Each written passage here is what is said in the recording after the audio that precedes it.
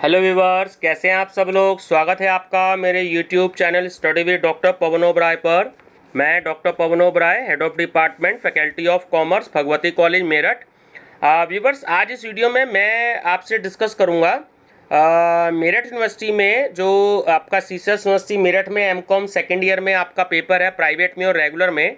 तो प्राइवेट में तो एमसीक्यूज़ है ही, रेगुलर का भी यूनिवर्सिटी चाहे तो कर सकती है ना, ये क्लियर हो जाएगा। अभी एक दो दिन में नोटिफिकेशन आ जाएगा।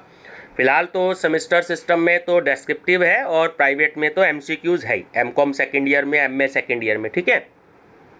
तो उसमें मैं आपसे इंटरनेशनल मार्केटिंग की यूनिट नंबर फर्स्ट डिस्कस करूँगा और BCom third year CCS university Meerut में भी, क्योंकि एमसीक्यूज़ पैटर्न है, तो उसमें आपकी लास्ट की यूनिट है इंटरनेशनल मार्केटिंग, ठीक है। तो उससे रिलेटेड भी ये आपके क्वेश्चंस जो हैं बहुत ज़्यादा इंपॉर्टेंट हैं। तो ये बीकॉम वालों के लिए भी इंपॉर्टेंट है, थर्ड ईयर वालों के लिए, और एमकॉम सेकेंड ईयर वालों के लिए भी इंपॉर्टेंट है, ठीक है व्यूवर्स। और दूसरा, ये प्लेलिस्ट में आपके टीजीटी, पीजीटी और एनटीए नेट के लिए जो भी कोई कैंडिडेट्स तैयारी कर रहे हैं, तो उसके एक अलग से प्लेलिस्ट बनी हुई है कि MCQs questions for PGT, TGT और आपका एसएससी, बैंक पीओ। तो उसकी जो प्लेलिस्ट बनी हुई है, तो उसमें ये आपको सारे क्वेश्चंस मिलेंगे, ठीक है व्यूवर्स। थोड़ी देर पहले मैंने आज शाम को वीडियो अपलोड करी थी इंटरनेशनल मार्केटिंग की यूनिट नंबर 5, ठीक है। तो चलिए व्यूवर्स, डिस्कस करते हैं यूनिट नंबर फर्स्ट टाइम मेरा चैनल देख रहे हैं तो study with doctor Pawan Oberoi को सब्सक्राइब कर लीजिएगा, चैनल को लाइक और शेयर भी करते रहिएगा अपने फ्रेंड सर्कल में, ताकि वो भी बेनिफिट ले सकें। और बहुत सारी प्लेलिस्ट मिलेंगी, तकरीबन आपको 68,000 के आसपास जो क्वेश्चंस हैं वो अब तक मैंने अपलोड कर दिए हैं पिछले 8 महीने में। तो बहुत सारी वीडियोज़ हैं, इकोनॉमिक्स पे, कॉमर्स के सब्जेक्ट्स हैं और टीजीटी, पीजीटी के भी 16 पेपर हैं। धीरे धीरे मैं अपलोड करता जा रहा हूँ हिंदी इंग्लिश दोनों मीडियम में, ठीक है। बीए में भी अगर आप पे कोई रिलेटिव्स हैं तो आर्ट साइड के सब्जेक्ट्स भी धीरे धीरे मैं अपलोड कर रहा हूँ। तो प्लेलिस्ट है, आप चैनल सब्सक्राइब करके प्लेलिस्ट जरूर विजिट करेगा, ठीक है व्यूवर्स। चलिए यूनिट फर्स्ट डिस्कस करते हैं, जो कि इंट्रोडक्शन टू इंटरनेशनल मार्केटिंग है, ठीक है। चलिए, तो फर्स्ट है कि यह यानी कि निर्यात विपणन राष्ट्रीय सीमाओं के बाहर किया जाने वाला विपणन है। तो यह कथन किसका है? यह है टपेस्ट्रा बर्न का। एक उत्पाद जब देश की सीमा पार करता है और दूसरे देश में प्रवेश करता है तो उस पर लगाया जाता है क्या? टैरिफ। ग्लोबल सोचो और लोकल करो किसका सिद्धांत है? वैश्वीकरण का।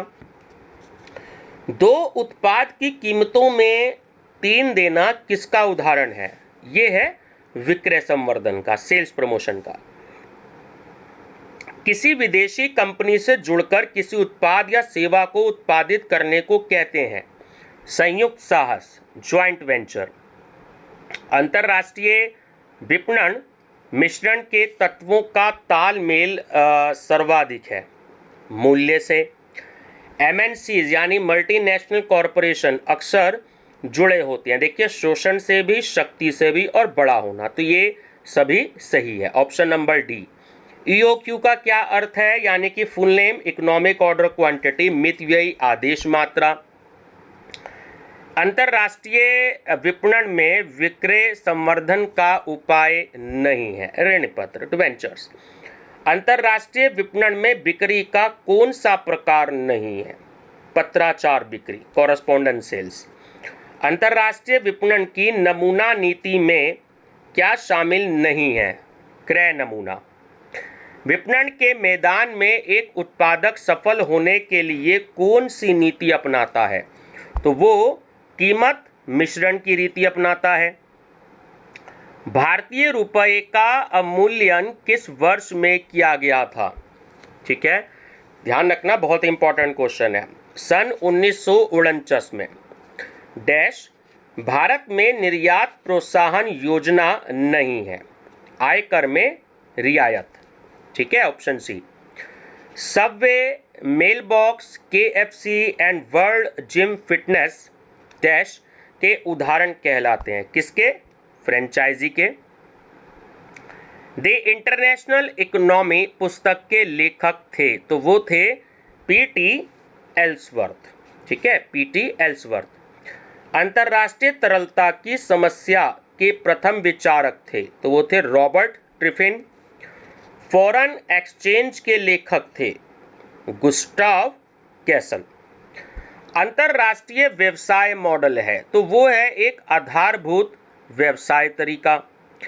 अंतर्राष्ट्रीय विपणन की आवश्यकता नहीं होती कम्युनिस्ट देश में, ठीक है।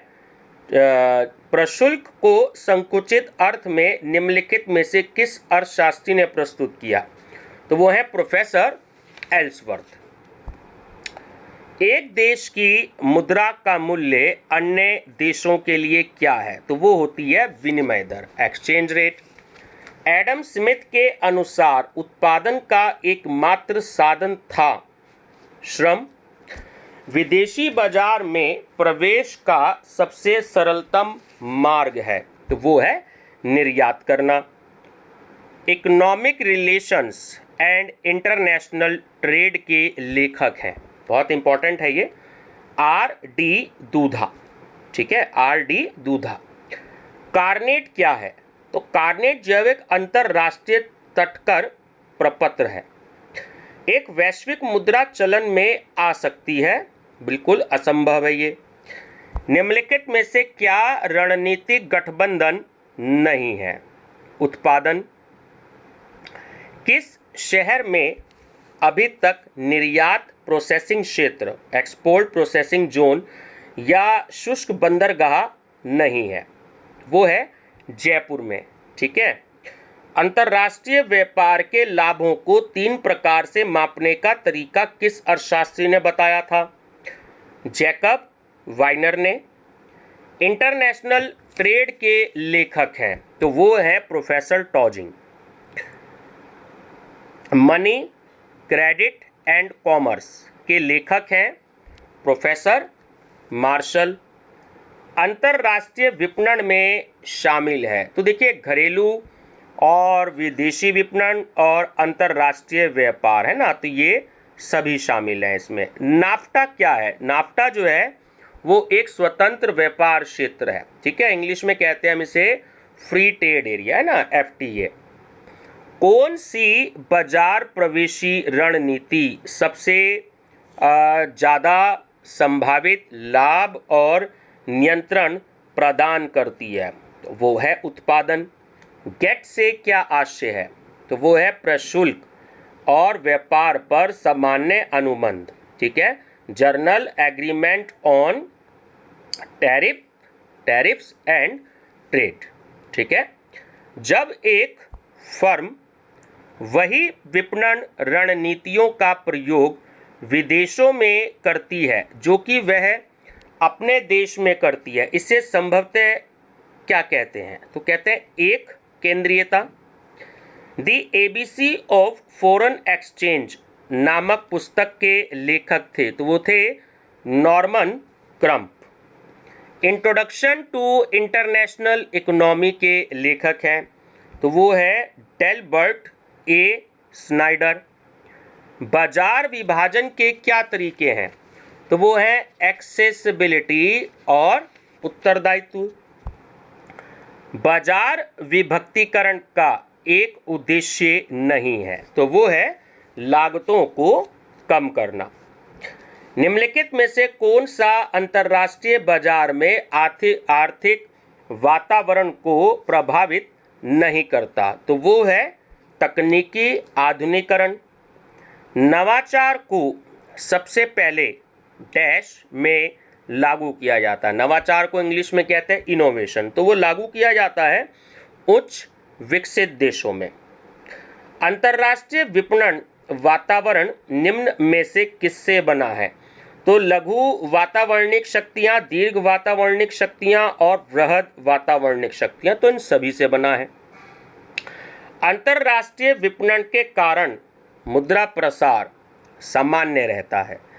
विपणन में अंतर्राष्ट्रीय परिमाण में शामिल है, तो घरेलू विपणन, विदेशी विपणन और अंतर्राष्ट्रीय व्यापार, तो ये सभी शामिल हैं। जनांकी इंग्लिश में कहते हैं डेमोग्राफी, किसका अध्ययन है, तो जनसंख्या की विशेषताएं, ठीक है।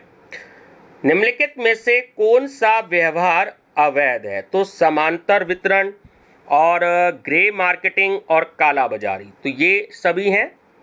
माल के अंतरराष्ट्रीय परिवहन का प्रमुख स्वरूप है, तो वो है समुद्र। अंतरराष्ट्रीय विपणन के अंतर्गत विशेष ध्यान दिया जाना चाहिए, तो उत्पाद पर, स्थान पर और प्रवर्तन एवं मूल्य निर्धारण पर, इन सभी पर दिया जाना चाहिए। निम्नलिखित में से राजनीतिक वातावरण के अध्ययन का अंश कौन है? तो वो है सरकार की स्थिरता। ठीक है, सरकार की अस्थिरता। अंतर्राष्ट्रीय व्यापार में विकास के लिए प्रतिबल आज निम्न में किनसे आता है? तो वो है बहुराष्ट्रीय निगम, मल्टीनेशनल कॉरपोरेशंस। बाजार आधारित व्यापार शर्तों के प्रतिपादक हैं, तो वो है किर्सी दूधा। ठीक है, देश की आय क्षमता में वृद्धि होगी जब निर्यात की मात्रा बढ़ जाए। अंतर्राष्ट्रीय विपणन की आवश्यकता को जानने के लिए बाजार की कौन सी तकनीक प्रयोग की जाती है? तो बाजार सूचनाएं एवं शोध। विपणन पर्यावरण के मूलभूत अंग हैं, तो वो है दो, एक है माइक्रो एनवायरनमेंट और एक है मैक्रो एनवायरनमेंट। निम्नलिखित में से किस अर्थशास्त्री ने अंतर्राष्ट्रीय व्यापार के लिए पृथक सिद्धांत का प्रतिपादन किया है? तो एडम स्मिथ, रिकॉर्डो और जे.एस. मिल, इन सभी ने किया है। ठीक है, ध्यान रखेंगे। इंटरनेशनल इकोनॉमिक प्रॉब्लम पुस्तक के लेखक का नाम है, तो वो है लियोनार्ड गोल्ड।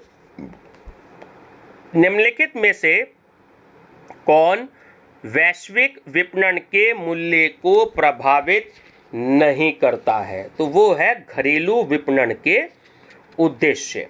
ठीक है, सामान्य आर्थिक सिद्धांत के प्रतिपादक थे पेरेटो। किसी भी समय पर किसी भी देश के लिए व्यापार की शर्तें निम्नलिखित में से किस स्थिति में हो सकती हैं? वो प्रतिकूल भी हो सकती हैं और अनुकूल भी हो सकती हैं।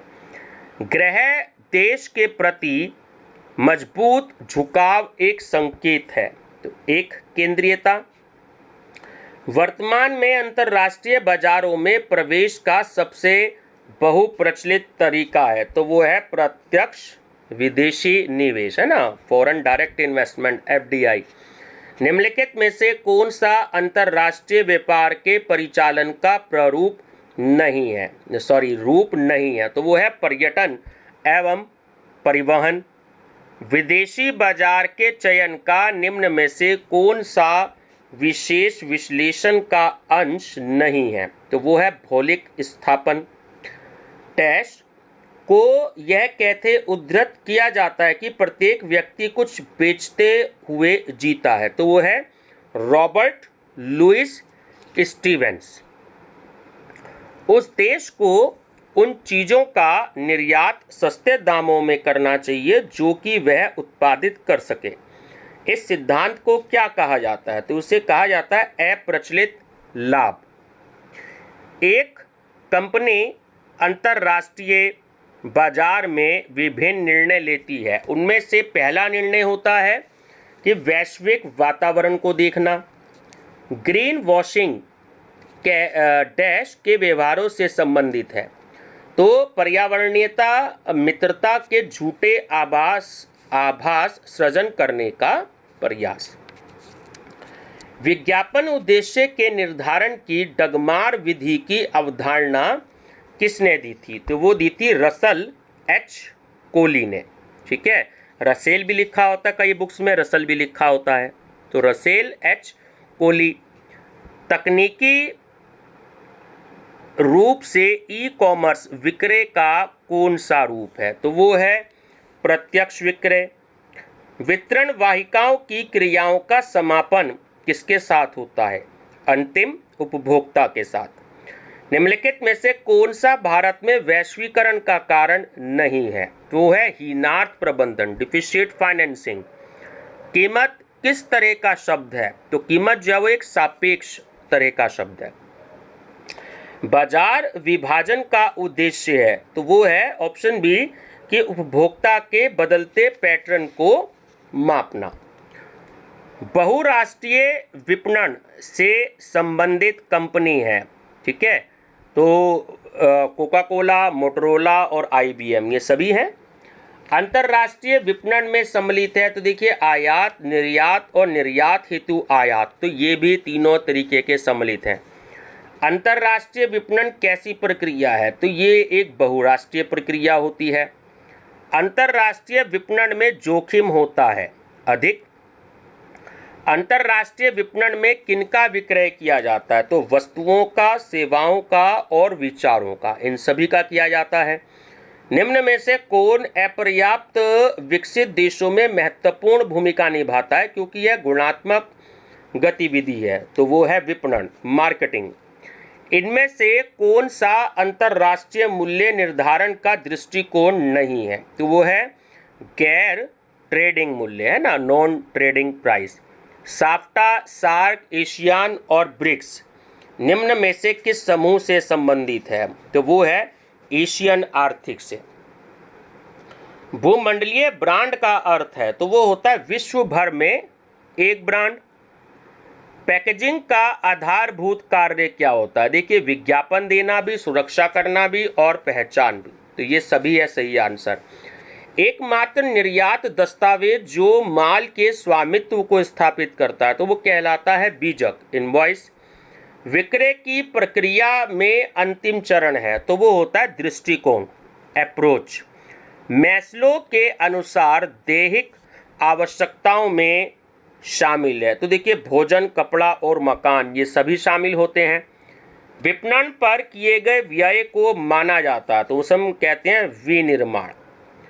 कंपनी का उद्देश्य ग्राहक उत्पन्न कराना है, यह किसने कहा, तो ये कहा पीटर एफ ड्रकर ने। मैकार्थी के अनुसार विपणन मिश्रण के कितने P बताए हैं, तो 4 बताए हैं। ई विपणन वही है जो, देखिए तीनों ऑप्शन सही है, वास्तविक विपणन, डिजिटल विपणन और वास्तविक समय विपणन, ठीक है, तो सही आंसर है ऑप्शन डी ये सभी। बाजार खंड क्या है, तो वो है खरीदारों का एक अलग समूह। अंतर्राष्ट्रीय विपणन में नकदी की समस्या को प्रथम बार किसने उठाया, रॉबर्ट ट्रिफिन ने। नवाचार को अपनाने के लिए व्यक्तियों में सबसे तेज श्रेणी कौन सी है, तो वो होती है इनोवेटर्स की, है ना, जिसे हम उद्यमी भी कहते हैं। अंतर्राष्ट्रीय उत्पाद जीवन चक्र एक अमूर्त मॉडल कहलाता है, यह कथन है बिल्कुल सत्य है। अंतर्राष्ट्रीय उत्पाद जीवन चक्र के सिद्धांत में शामिल है, तो तीनों ऑप्शन सही हैं कि उत्पाद का निर्माण, विपणन रणनीति और अंतर्राष्ट्रीय बाजार में प्रतियोगिताएं, ठीक है, तो ऑप्शन डी करेक्ट है ये सभी। अंतर्राष्ट्रीय उत्पाद जीवन चक्र का कौन सा चरण उत्पाद की बिक्री कम होने पर उसको हटा देता है अथवा उसका उपयोग बंद कर देता है, तो वो होता है पंचम चरण, यानी कि 5वां स्टेप, 5th स्टेप। बहुराष्ट्रीय कंपनियों द्वारा अपने उत्पाद की बिक्री के लिए विज्ञापन पर भारी भरकम पैसा खर्च किया जाता है, तो ये भी बिल्कुल सत्य है। अंतर्राष्ट्रीय विपणन वर्तमान समय की आवश्यकता है, किसी भी देश के आर्थिक विकास के लिए यह जरूरी है, तो ये कथन है ये भी बिल्कुल सत्य है। तो व्यूअर्स ये थी आपकी यूनिट नंबर 1, ठीक है, बीकॉम 3rd ईयर की, तो प्रिंसिपल्स ऑफ मार्केटिंग के हिसाब से और एमकॉम में मार्केटिंग मैनेजमेंट के हिसाब से, ठीक है व्यूअर्स, एमकॉम 2nd ईयर में जो प्राइवेट में आना है। तो नेक्स्ट वीडियो में मैं आपसे जो है यूनिट नंबर 2 डिस्कस करूंगा, क्योंकि अगर ज़्यादा यूनिट नंबर 2 भी कर दी तो वीडियो ज़्यादा बड़ी हो जाएगी, तो बच्चे कहते हैं सर 15-20 मिनट की वीडियो सफिशिएंट होती है। तो ठीक है व्यूवर्स, वीडियो पसंद आए तो लाइक, शेयर, सब्सक्राइब जरूर कर दीजिएगा, ठीक है। और क्वेश्चन की देखिए कभी कभी गलती की संभावना हो जाती है, जब कोई एक टीचर इतने सारे क्वेश्चंस पर वर्क करता है तो मिस्टेक हो सकती है। कमेंट्स मेरे पे आते हैं, लेकिन मैं बिल्कुल उन्हें कहता हूं कि मैं इतने सारे सब्जेक्ट्स पर वर्क कर रहा हूं, पढ़ता रहता हूं, फिर मैं आपको पढ़ाता हूं। एक वीडियो बनाने में बहुत मेहनत लगती है, ठीक है, ये शायद जब आप बनाएंगे तो आपको इस बात का अंदाज़ा होगा। इसलिए कमेंट करना बहुत ज़्यादा ईजी होता है। कभी एक वीडियो भी बना के अगर कोई भी देखेगा तो उसे पता लगेगा कि कितनी मेहनत करनी पड़ती है। तो इसलिए मैं इस बात को मानता हूँ कि कभी कभी मिस्टेक हो सकती है, ठीक है। तो अगर आप मिस्टेक को पकड़ लेते हैं तो बहुत अच्छी बात है, कोई दिक्कत नहीं है उसमें। अगर हम 200 क्वेश्चन पढ़ा रहे हैं तो 1-2 क्वेश्चन उसमें गलत हो सकते हैं, ठीक है व्यूअर्स। फिर भी ठीक है, वीडियो पसंद आए तो लाइक शेयर सब्सक्राइब जरूर कर दीजिएगा। मेरा चैनल नेम है study with doctor Pawan Oberoi. Thank you.